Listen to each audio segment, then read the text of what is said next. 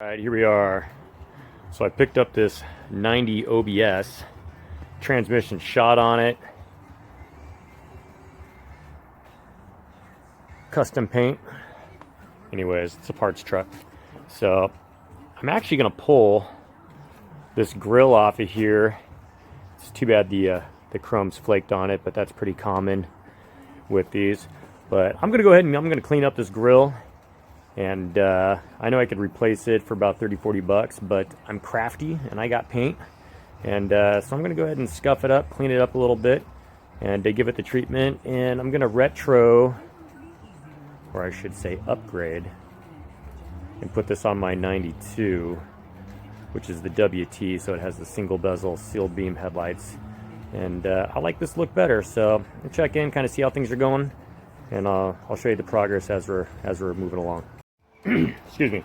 So here we go. We got the grill off. All right, so it's actually over here. So, and you're gonna have these marker lights that are on here, and there's all this hardware as well as 30 years of gunk built up on there. But these are plastic. They're kind of delicate, and the little bolts right there, they're kind of fragile as well. But I just pop them off and put the nuts right back onto your bezel, so that way you don't lose that. There's also this trim piece underneath the grill right here that has all these retainer clips that are on there. Now this thing's 30 years old, so don't force it, you know, just gentle yet insistent, and it'll do whatever you want it to do. So just try to save those little retainer clips that are on there. Pro tip, I'm gonna go ahead, is I got all my retainers here at the bottom. They're plastic, they break easily. This is the kind of stuff, sure, you could snip it off of there, but you just kind of end up nickel and diming yourself, and then you have to go get them and everything. If you just like finesse them out, these little pins pop out. You could save those and reuse those. And then here's all the mounting hardware for the turn signals and the grill bolts right here. So what I typically will do, for instance, is I got my little Ziploc baggies here. Just put that shit in the bag and label what it is, so you don't have to guess later, or maybe you think you got it and you're putting things in the wrong hole. And since I'm doing a complete engine swap, I'm also listing what motor this stuff came off of, because we're actually pulling the 4.3 out of my 92, and we're going to ramrod this 5.7 in there after we rebuild it. But so this way you could identify all your bolts, and it just, you know, maybe it's a little bit more preparation, but it makes a big difference when you're trying to put everything back together. So I'm going to go ahead, and since these all go in the same thing, it's actually a different project. I'm actually just going to put all this grill assembly together in the same Ziploc bag, and then plop it into my parts organizer right here, and we'll go from there. So anyways, I'm going to continue to get this thing prepped and ready to go. We got the bow tie right here, so I'm not going to use that one. I have a different bow tie that I plan on putting on there, but that one's in really good shape. So we'll go ahead and take that out, clean it up, and we'll probably throw it on the 97 grill that I have, that I'm going to put on Big Kev's truck, because his is peeling worse than an orange. So anyways, we'll get back at it. So here we go, check this out.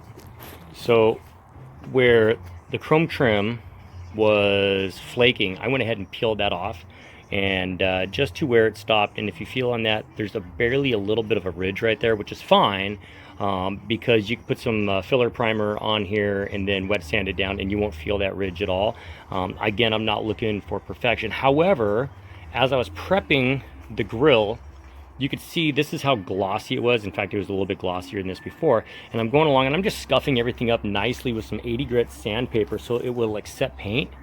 And I'm actually really kind of digging this overall brushed aluminum look.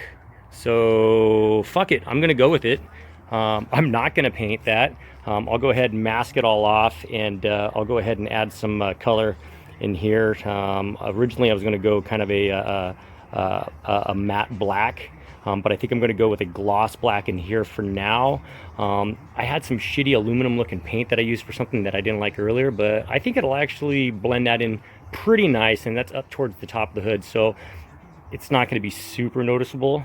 And when everything's all said and done, if I don't like it, I could just sand it all down and do what my original plan was. But I think I'm going to go with the brushed aluminum. I'm not a huge fan of chrome, and if you've seen my rig, there's very little chrome on it other than maybe license plate bulbs and lug nuts. So, but I dig this. I like this brushed aluminum look.